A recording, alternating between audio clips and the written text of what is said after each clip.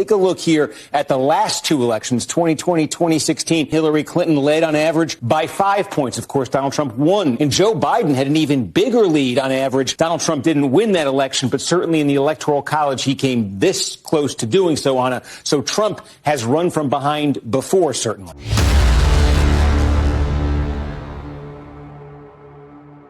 So in life, you want to go from point A to point B, and that requires a strategy. Well, politics is no different. And in politics, these strategies can backfire, just like what's happening with Kamala Harris. As a Democrat consultant comes out and exposes what's really happening with her campaign, why this is just more bad news, and this also explains why the media is responding the way that they are. But let's first hear from that Democratic consultant. Watch. I think the first thing you have to understand about the campaign right now is Trump is likely in the lead. If you look at the RCP average, the polling average, Harris is ahead by about 1 point, 1.7. Biden was ahead by 6 points. Clinton was ahead by 5 points in the 2020 and 2016 elections. So she is significantly behind those benchmarks. If you look at where she is in this critical swing states, particularly the Rust Belts, she is underperforming Biden by a factor of about 2 or 3-fold. So if the polling errors are anywhere close to where they were in 2016 or 2020, then she is behind on this race. And in fact, Nate Silver, who probably is the most sophisticated in crunching all of the numbers, now has Trump at 56% chance of winning. So that's the first point. So she's likely behind. So what is she doing? Well, first, on the policy question, I think it's been somewhat confused. As you just spoke about with Peter in your previous segment, she's swung left on economic policies with a new housing entitlement and price controls, which most economists, including economists on the left, have denounced as just very, very unsound and unwise. It's sort of a reprise of the public debt-fueled spending of the Biden administration, which just got us more inflation and didn't provide good results. And then where she's trying to swing to the political center on issues like fracking and crime and migration, there's been no explanation as to the change other than sort of the head-scratching, my values haven't changed. Well, you know, everyone I've spoken to says they just have no idea what that means. I mean, if you're for strong borders because you think there are a lot of reasons this country needs to protect their borders and we don't have the public resources to fund the kind of migration that we've seen of 10 million, how do you then support that last year when we had open borders and now say you want closed borders? It's just there's no real there in the explanation. So I think what she's doing is digging a deeper hole. And that leads me to the third point, which I think is the reason that the campaign is making a mistake right now. The Republican attack on her coming into the fall is going to be very severe, and it's going to go after both her authenticity and her preparedness to be in office. A lot of the questions about her preparedness came from voices on the left, including Biden himself and White House staff and Democrats on the left. Okay, 2 points that he makes that I've been harping on since making these videos about Kamala Harris. It's literally the same thing every single time. Point number 1, her record is her biggest weakness. Her record, 3.5 years of doing nothing except destruction. Now, a lot of people are going to say, well, she's the vice president and she really doesn't have nothing to do with these decisions that were made because she's not the president. False. When we're talking about pieces of legislation, most of the time, she was the tie-breaking vote when we're talking about the Senate. So, for example, she has casted 33 tie-breaking votes in the Senate during her time as vice president. So when they're saying, well, you know, she doesn't really have any power, that is a bunch of bull, okay? So that's my first point.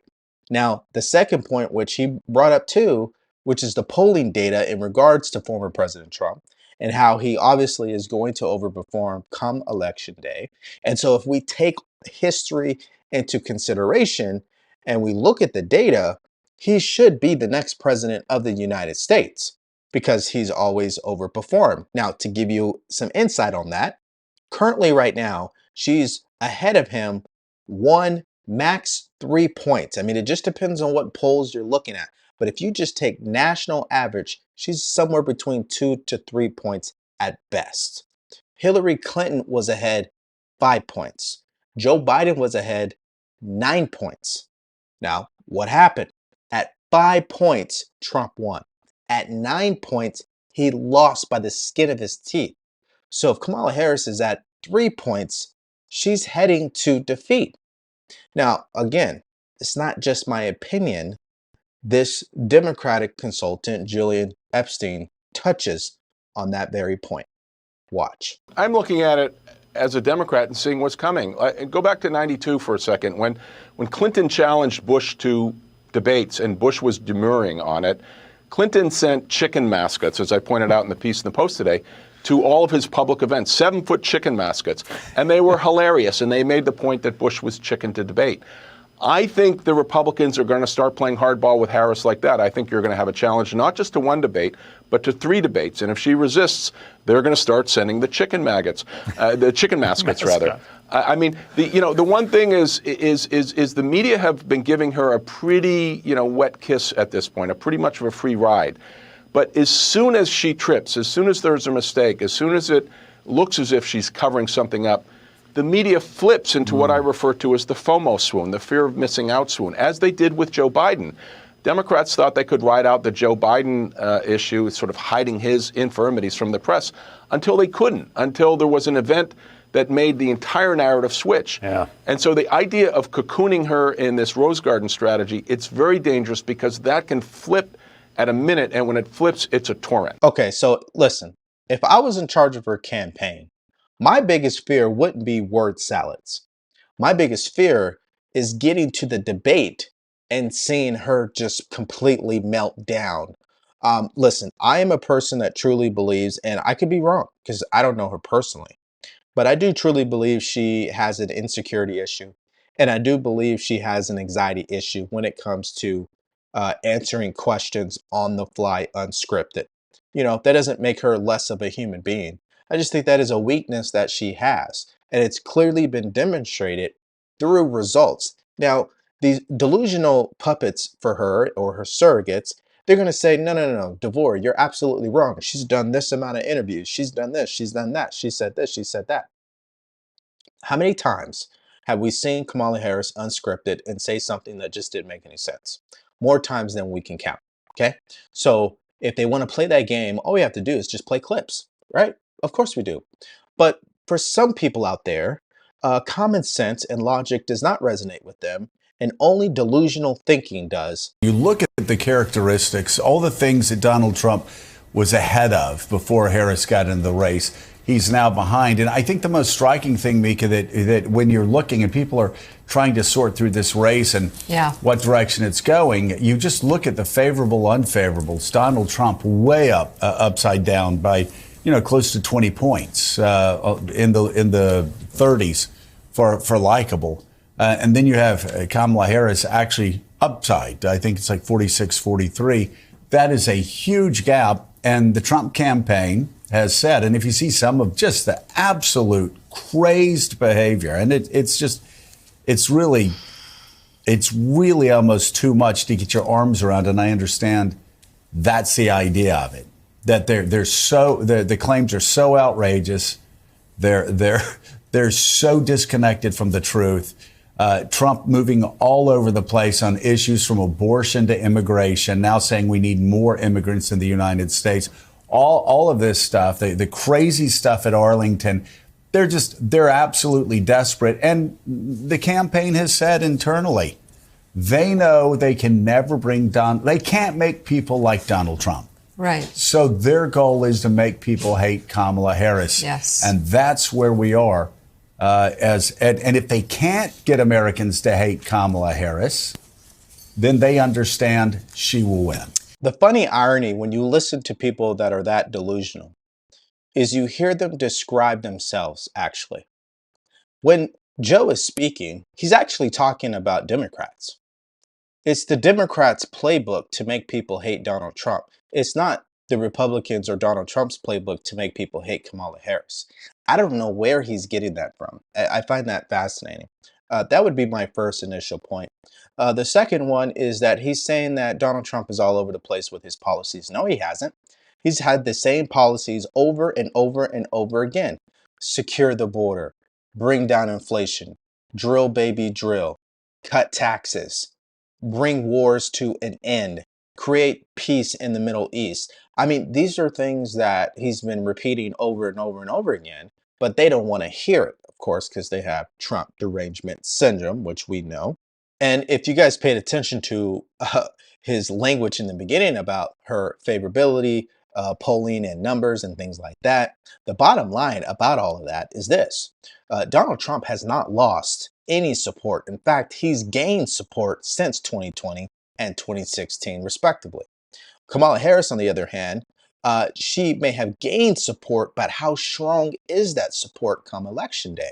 And that's the difference between her and Donald Trump. Is Donald Trump's support is a mile deep, right? And her support is a mile wide, but only 12 inches deep. So come election day, we're really going to find out who truly has a loyal voting base. And my money is still going to be on Trump because if we look at recorded history, people have shown up out of nowhere and have voted for him in large numbers. That's just something you can't poll for. It's something you really can't predict. It's just something that is out there that has happened twice already. And this is why his path to 270 electoral votes is actually more reasonable when you compare it to Kamala Harris's path to 270 electoral votes. But don't take my word for it. Hear from Steve Kornacki from that same delusional news channel, MSNBC. Yeah, well, here's the national average. What we got here is all of the recent major polls nationally. What is the sort of composite when you average them together? Harris with a 3-point advantage nationally over Donald Trump. Now, if you're a Democrat, the good news, besides the fact that you're ahead, is that's an improvement for Democrats from where things were before Harris became the candidate. Joe Biden almost all year was trailing Donald Trump, so that's changed Harris ahead by a few points there. Now, if you're a Republican, what you can take solace from here is this is not unfamiliar territory for Donald Trump. Take a look here at the last two elections, 2020, 2016. The polling at this point, coming out of Labor Day, beginning the fall rush. In 2016, Hillary Clinton led on average by 5 points. Of course, Donald Trump won in 2016. And Joe Biden had an even bigger lead on average Labor Day 2020. Donald Trump didn't win that election, but certainly in the Electoral College, he came this close to doing so, Anna. So Trump has run from behind before, certainly. And what kind of Electoral College paths are there then? Now, if she slips up, Pennsylvania in particular is one Republicans of these three think they have a good shot at here. Let's say she were to slip up, Harris did, and lost Pennsylvania. Pennsylvania is the biggest of all the swing states, 19 electoral votes. Harris would have to compensate by winning at least 2 from the Sun Belt here. And for Trump's easiest path quickly here, it's to get Pennsylvania, it's to hold North Carolina like he did in 20, and it's to win back Georgia, which he very narrowly lost. That would get him to exactly the magic number. So let me break that down for you guys and why I believe he has an easier path to win than she does. It's very simple for me. It's going to come down to the swing states. The swing states are more valuable than the Sun Belt states. We're talking Nevada, Arizona, and Georgia. That's your Sun Belt. And then you have Pennsylvania, Wisconsin, and Michigan, which is known as the Rust Belt. I'm not too sure what you would call North Carolina, but I do not believe she's going to win North Carolina. I just can't fathom that actually happening. But I digress.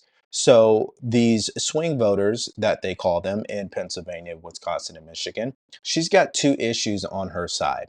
Number one, she did not pick Josh Shapiro, which I think will backfire for her. So that's number one. The second mistake is how her and Joe Biden has pretty much fumbled what's happening with Hamas and Israel. That war should be done already, okay? The hostages should have come home at this point. And unfortunately, Joe Biden and Kamala Harris, they have not been effective whatsoever. And we just heard that these hostages were executed recently, which is unfortunate. So that is definitely going to play a huge role in how people vote. And we're talking people in Michigan, which has the largest Muslim population. They are not very keen on Kamala Harris right now. Now, this brings me to my final points of this video. Number one, Democrats are definitely sounding the alarm on where she is at in her campaign. I've said this time and time again. She is trailing Joe Biden and she is trailing Hillary Clinton. And I think in the end, she's going to come up short. Point number two is the media is going to continue to cover for her, which we already know. And they're going to continue to try to put the focus on President Trump. And while they're doing that, what they're not focusing on is really what the swing voters want to hear.